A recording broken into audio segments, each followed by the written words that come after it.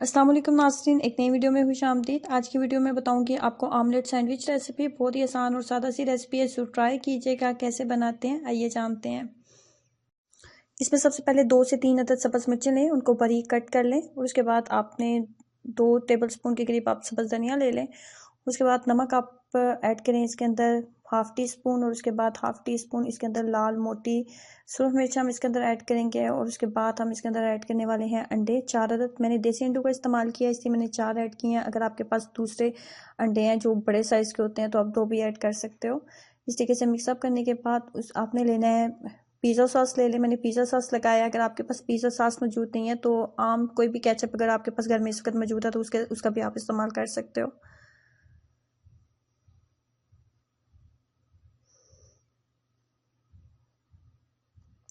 Pizza sauce को अच्छे तरीके से आपने स्लाइसिस के ऊपर लगा लेना है। उसके बाद हमने इसके ऊपर लगानी है मोज़रेला चीज़। कोई सी भी चीज़ आपके पास मौजूद है उसका आप इस्तेमाल कर सकते हैं। मेरे पास इस वक्त फ्रिज में मोज़रेला चीज़ ही मौजूद थी तो मैंने उसी का इस्तेमाल कर लिया।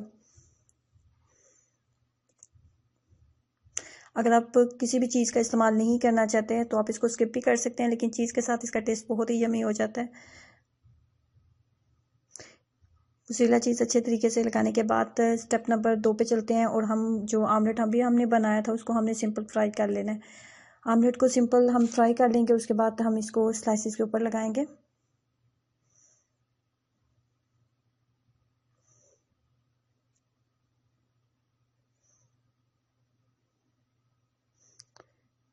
इसके छोटे छोटे पीसेस कर लेंगे जितना कि स्लाइस के जो साइज़ होता है, स्लाइस का साइज़ होता है उसके अकॉर्डिंग, और ताकि अच्छे से हम लगा लें। दोनों पीसेस के ऊपर हमने अच्छे से लगा लिया है।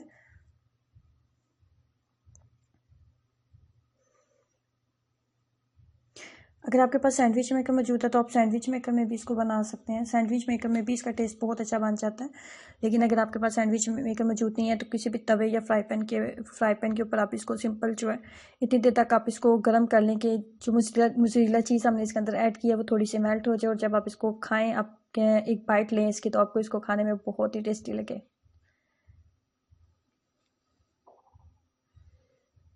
घी का इस्तेमाल कर सकते हैं आप, देसी घी का इस्तेमाल कर सकते हैं, बटर मौजूद है तो उसका इस्तेमाल कर लें।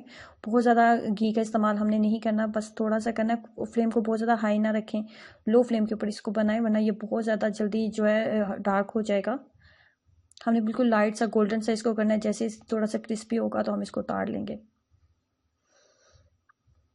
इस तरीके से मज़ेदार 5 मिनट में आप आमलेट सैंडविच घर में तैयार कर सकते हैं। इसके साथ बनाएं मज़ेदार गरम गरम चाय और इसको एंजॉय करें और अपना एक्सपीरियंस ज़रूर शेयर करें कि आपको इसका टेस्ट कैसा लगा। वीडियो अच्छी लगी है तो लाइक करना और चैनल को सब्सक्राइब करना मत भूलें। अल्लाह हाफिज़।